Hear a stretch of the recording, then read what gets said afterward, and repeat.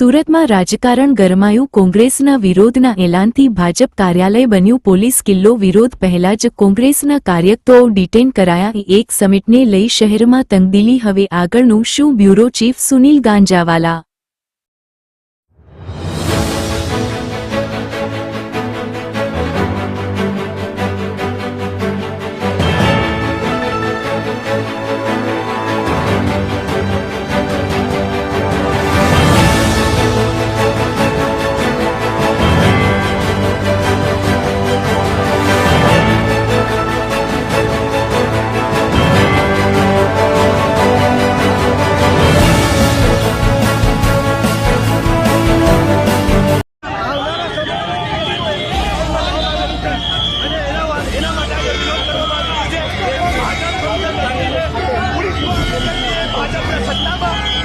ભાજપ હંમેશા લડી ગઈ છે અને જ્યારે એપ્રિલમાં નરેન્દ્ર મોદીનું નામ આવી ગયું છે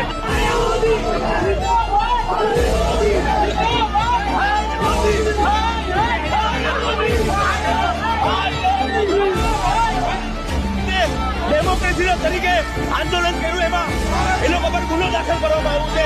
આજે સુરત શહેરમાં